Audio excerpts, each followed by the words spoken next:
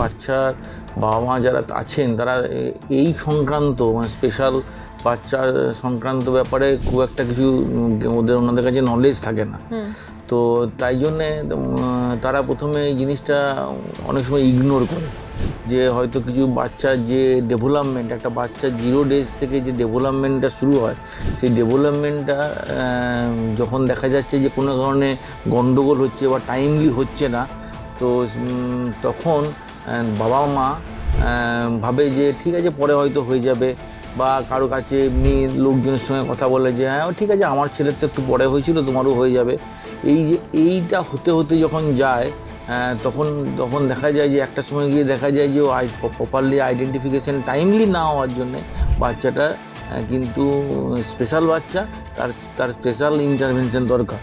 তো বাচ্চাকে আমার মানে সাজেশন হচ্ছে মা বাবার কাছে যে যখনই দেখবেন যে ডেভেলপমেন্টগুলো আমাদের তথাকথিত বাচ্চাদের যে টাইমে হয় তার থেকে 1 মাস 1.5 মাস এদিক ওদিক হতে পারে, কিন্তু 3 মাস 4 মাস 5 মাস দেরি হচ্ছে, তার মানে কিছু তার প্রবলেম আছে। 10 মাস এরকম যখন বয়স থাকে তখন কী করে হামাগুড়ি তো দেয়, হামাগুড়ি দেয়, তো হামাগুড়ি যেমনগুলো ও দিচ্ছে না, আমি দেখছি হামাগুড়ি দিচ্ছে না ওই টাইমে।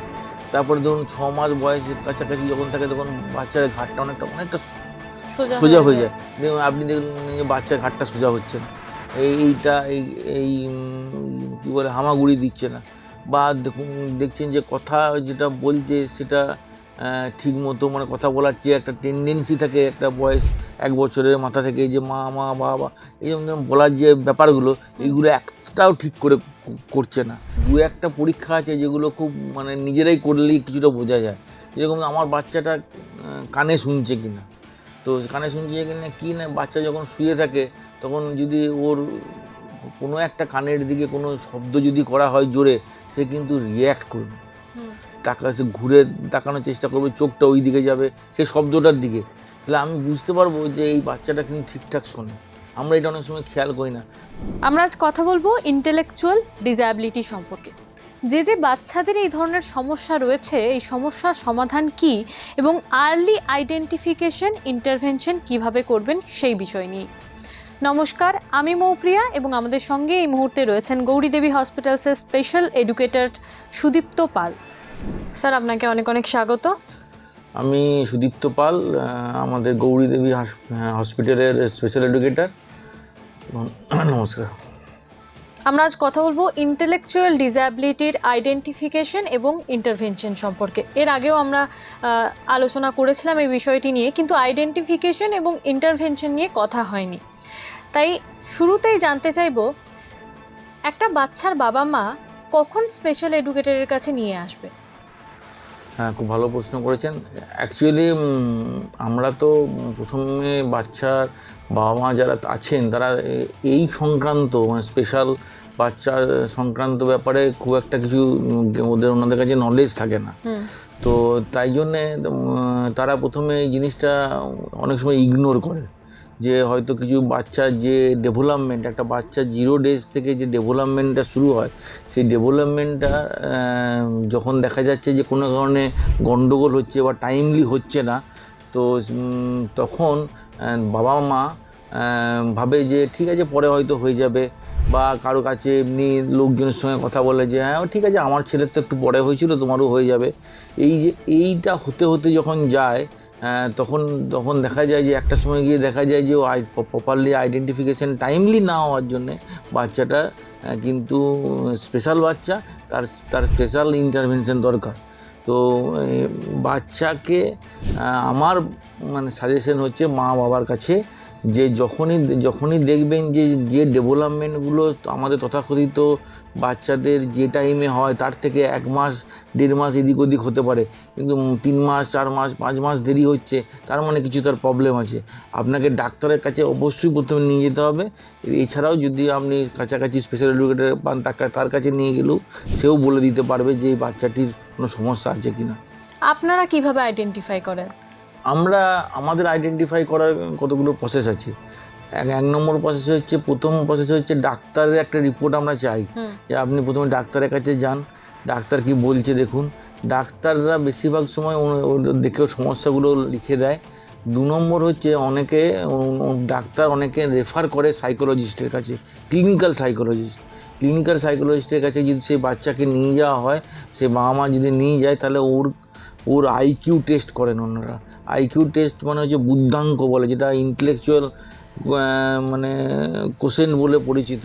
সেই আমাদের বুদ্ধির পরিমাপ করা হয়, সেটা সাইকোলজিস্ট যখনই করবেন তখনই উনি কিন্তু বুঝতে পেরে যাবেন যে এর বুদ্ধিটার কী অবস্থা। আমরা যারা নর্মালে আছি সেই নর্মাল লেভেলে ও বাচ্চাটি আছে, না ওর লেভেলটা অনেকটা নিচুর দিকে আছে।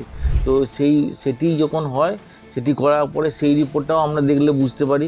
আর তাছাড়াও যদি সাইকোলজিস্টের কাছে না গিয়ে সোজা ডাক্তার থেকে সোজা চলে আসে আমাদের কাছে, তা আমরা প্রাথমিকভাবে ওর চালচলন, ওর কথাবার্তার ধরন, ওর অ্যাক্টিভিটি, ওর মেশার ক্ষমতা, ওর কথা বলছে একজনের সঙ্গে সেটা কীভাবে বলছে, এইগুলো দেখে আমরা আইডেন্টিফাই করতে পারি। আর তাছাড়া আমাদের একটা আইডেন্টিফাই করার জন্যে আমাদের একটা অ্যাসেসমেন্ট হয়।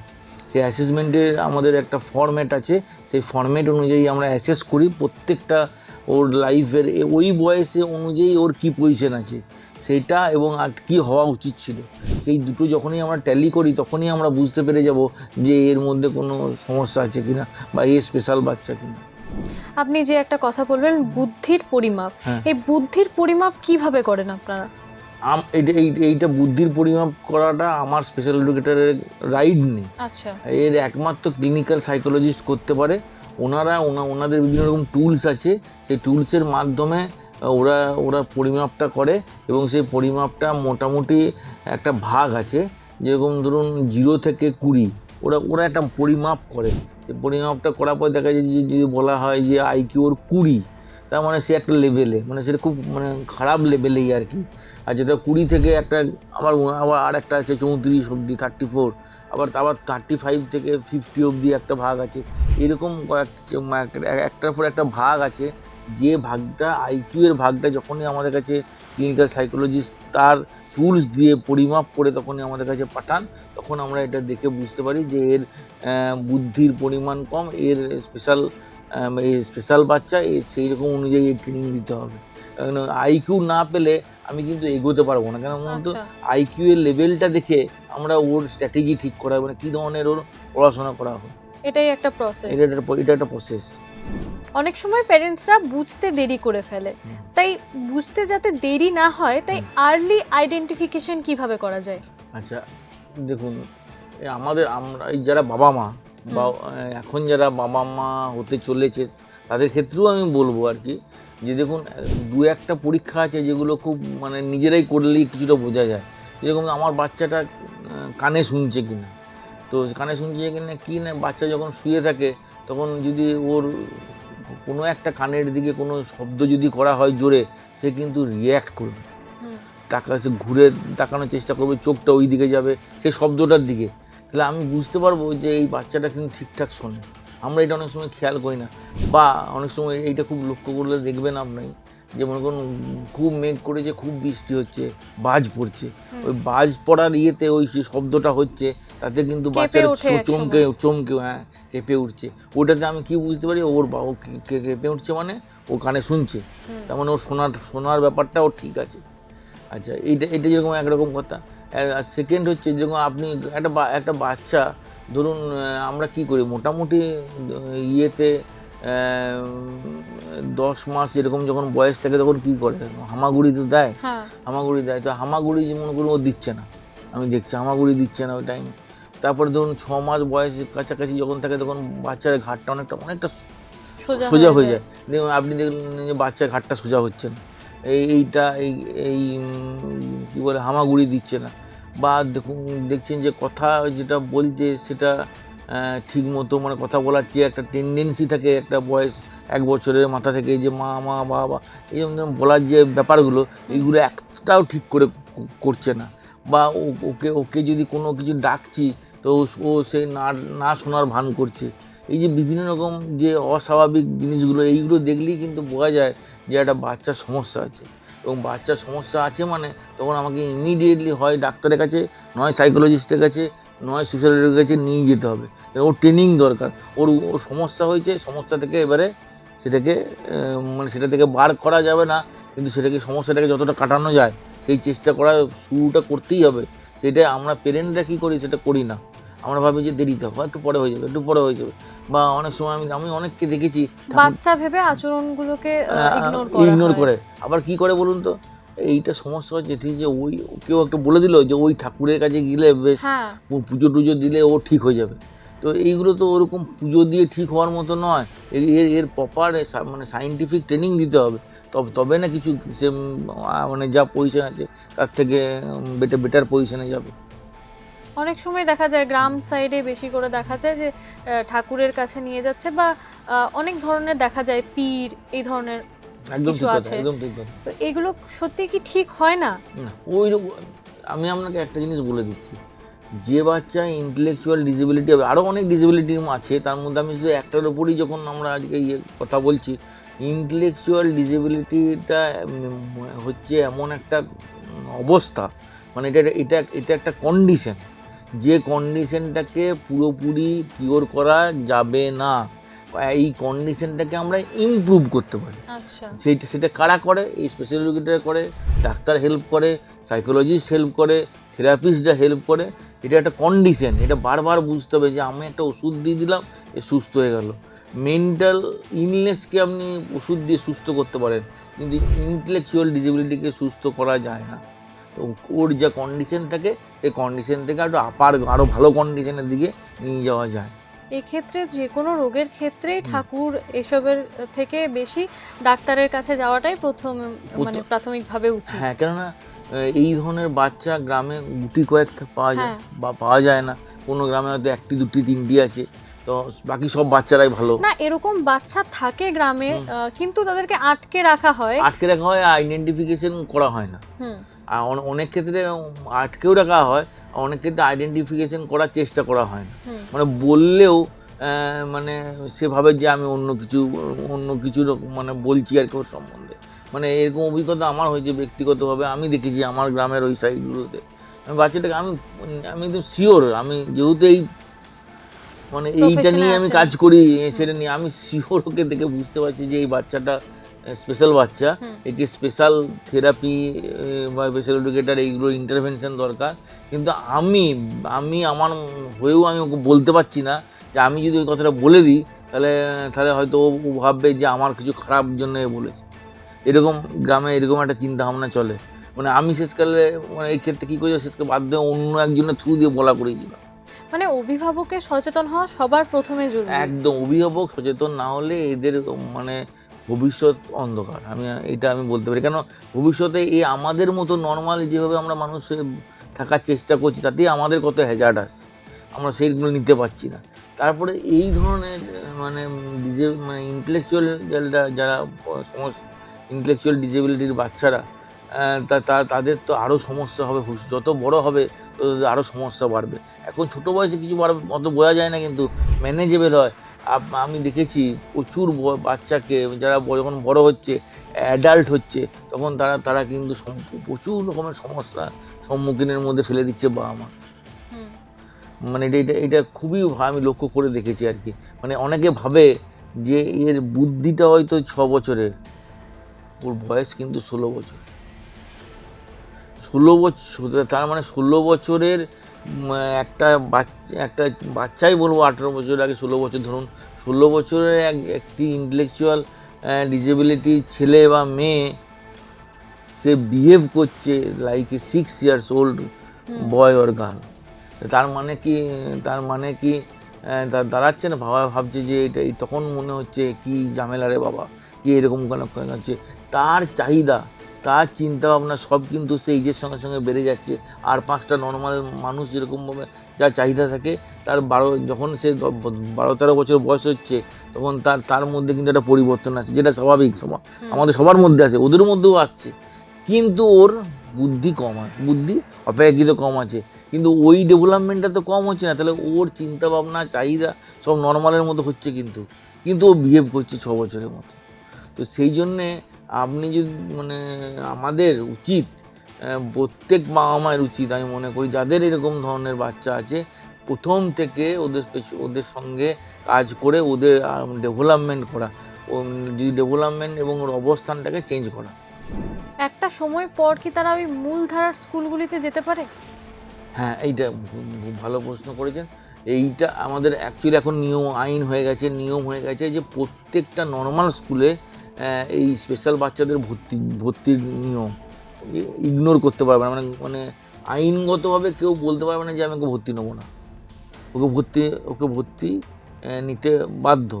এবারে ব্যাপার হচ্ছে যে নর্মাল স্কুলগুলো যেটা বাস্তবটা বলছে, এখন স্পেশাল এডুকেটর নিয়োগ হচ্ছে নর্মাল স্কুলগুলোতে, প্রাইমারি স্কুলগুলোতে যায় বা আছে সর্বশিক্ষা অভিযানের আন্ডারে। এই নতুন যে রিক্রুটমেন্ট পলিসি হয়েছে সেখানে স্পেশাল এডুকেটর নিচ্ছে, সুপ্রিম কোর্ট অর্ডার দিয়েছে, নিতে বাধ্য হচ্ছে, সেগুলো সবই ঠিক আছে। কিন্তু ব্যাপার হচ্ছে যে বাচ্চাটি যেরকম বিহেভ করবে, আরও 20-40টা বাচ্চা সঙ্গে ওই বিহেভিয়ারটা না মিলতেও পারে, এই ক্ষেত্রে কিছু সমস্যা আসতে পারে। সেই জন্য স্কুল অথরিটি একটু যদি সমস্ত আমাদের নর্মাল বাচ্চাদের, ওর সমবয়সী বাচ্চাদেরকেও যাতে ওদেরকে অ্যাকসেপ্ট করে, সেইটা দেখার দায়িত্বও পড়ে। কেননা অ্যাকসেপ্ট না করলে ও কিন্তু করতে পারবে না। মানে ওকে আপনি নর্মাল স্কুলে দিয়ে দিলেন, ভর্তি করে দিলেন, কিন্তু ও আবার ব্যাক করে চলে এলো, বাকি বাচ্চারা তার সাথে একদম হ্যাঁ বন্ধু রাগাচ্ছে, ওকে উল্টো পাল্টো ওকে টিজ করছে, এগুলো হয় আমরা দেখেছি। কিন্তু এগুলোকে স্কুলের টিচাররা বা যদি স্পেশাল এডুকেটর থাকে তারা টেক আপ করে তাদেরকে বোঝানো হয় যে এর সমস্যা আছে, কিন্তু তোমাদেরকে হেল্প করতে হবে, একে হেল্প করে তোমাদেরই বন্ধু, একে সেইভাবে ওর সঙ্গে বিহেভ করা, সেইভাবে ক্লাসে সিটিং অ্যারেঞ্জমেন্টটা করা। যেরকম আমরা কি আমাদের যেটা সিটিং অ্যারেঞ্জমেন্ট, আমরা স্টুডেন্টরা অনেক স্টুডেন্ট পেছন দিকে গিয়ে বসে, কেউ সামনে দিকে বসে নিজের ইচ্ছা মতো। টিচারের দেখার দায়িত্ব যে ওই ছেলেটা সামনে এসে ও সামনে বসে, তাহলে ও পেছন দিয়ে কেউ কিছু করতে পারে, তাহলে ও কথা বলতে পারবে, একদম ডাইরেক্ট কন্ট্যাক্টে কথা বলতে পারবে। এই যে এই চিন্তাভাবনাগুলো মানে আমরা বলি নর্মাল স্কুলে গিয়ে আমাদের কথা হয়, তখন বলি যে একদম সামনে বসাবে না এবং আপনি নিজে কথা বলবেন ডাইরেক্ট, যার যে পেছনে থেকেও কোনো ডিস্টারবেন্স না। তো এরকমভাবে করলে ওদেরকে মানে দেওয়া যায়। এবং মাধ্যমিক পাস হয়েছে, উচ্চ মাধ্যমিক পাস হয়েছে, এবং উদাহরণ আমাদের আর জানা আছে, মানে আমাদেরই স্টুডেন্ট ছিল, পরবর্তীকালে নর্মাল স্কুলে পাঠানো হয়েছে, মাধ্যমিক উচ্চ মাধ্যমিক করে এখন মানে কিছুটা এগিয়েছে আর কি। এই ইন্টেলেকচুয়ালি ডিসেবল যারা রয়েছে তাদের আমাদের দেশে তাদের কর্মসংস্থান কতটা, স্বাধীনতা কতটা? কর্মসংস্থান যে কোনো ডিসেবিলিটির জন্যেই গভর্নমেন্ট একটা পার্সেন্টেজ অফ চাকরি 3% রেখেছে, কিন্তু এবারে সেইটা এরা কতটা মানে আরও অনেক ডিসেবিলিটি আছে, পার্টিকুলারলি এই ডিসেবিলিটি করে রাখেনি, তো মানে রেখেছে 3% রেখেছে। তার মধ্যে সব ধরনের, তার মধ্যে হিয়ারিং ইম্পেয়ার যারা আছে আর কি, মানে কানে কম শোনে, তারা অনেকটা নিয়ে চলে যায়।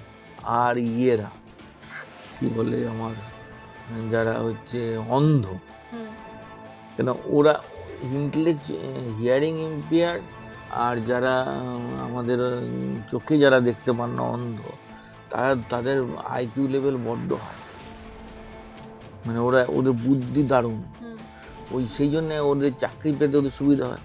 এবং ট্রেনের ঘোষকের ভূমিকায় অনেক আছে, চোখে দেখতে পান না এরকম লোক ওরা আছে। কারণ ওদের একটা পদ্ধতিতে পড়ানো হয়, ব্রেল বলে একটা পদ্ধতি আছে, সেই পদ্ধতি মনে ও সব পড়ে দিতে পারে আর কি, ভালো এটা আর কি। তো আমাদের ইন্টেলেকচুয়াল ডিসেবিলিটির চাকরি পেয়েছে সেটাও জানা আছে, কিন্তু পার্সেন্টেজটা অনেক কম আমাদের দেশে, কেন অনেকে ভয়ে দিতে যায় না, কী করে দেবে, মানে এরকম ভাবে, কিন্তু ওরা অনেক কাজ ভালো করে আমরা দেখেছি। স্বাধীনতার দিকটা কতটা রয়েছে? স্বাধীনতা তো 18 বছর হয়ে গেলে একটা নর্মাল লোকের যা স্বাধীনতা, ওরও স্বাধীনতা, কোনো অসুবিধা নেই। চলাফেরার ক্ষেত্রেও কোনো কিছু অসুবিধা নেই।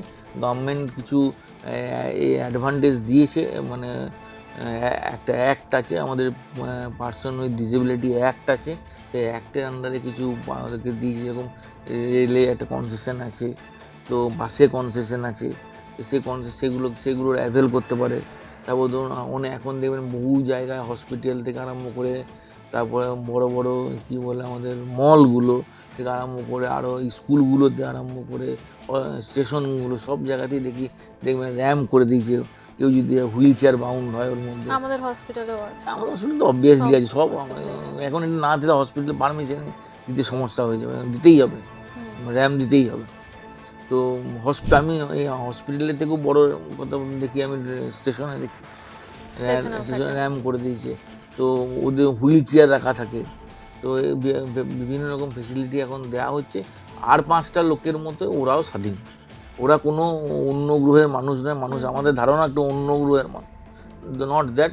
ওদের কিছু সমস্যা আছে, সেই সমস্যাটার জন্যে ওরা নর্মাল লোকের যে বিহেভ সেটা করে না, কিন্তু ওরা জীবনে বেঁচে থাকার ক্ষেত্রে বেশিরভাগ ইন্টেলেকচুয়াল ডিসেবিলিটি বেঁচে থাকার ক্ষেত্রে যে জিনিসগুলো দরকার সেই জিনিসগুলো ওদেরকে কিন্তু শেখানো যায়। মানে খুব মানে খারাপ, যাদের আইকিউ খুব খারাপ, সেইগুলো একটু সমস্যা হয়, তাদেরকে কেয়ার নিতে হয়। কিন্তু অনেক মানে ইন্টেলেকচুয়াল ডিসেবিলিটির ক্যাটাগরি যারা আছে তাদেরকে ঠিকমতো গাইড দিলে এবং তারা কিন্তু অনেকটাই নিজেদের কাজ করতে সক্ষম হয়। সাকসেসের হার কতটা?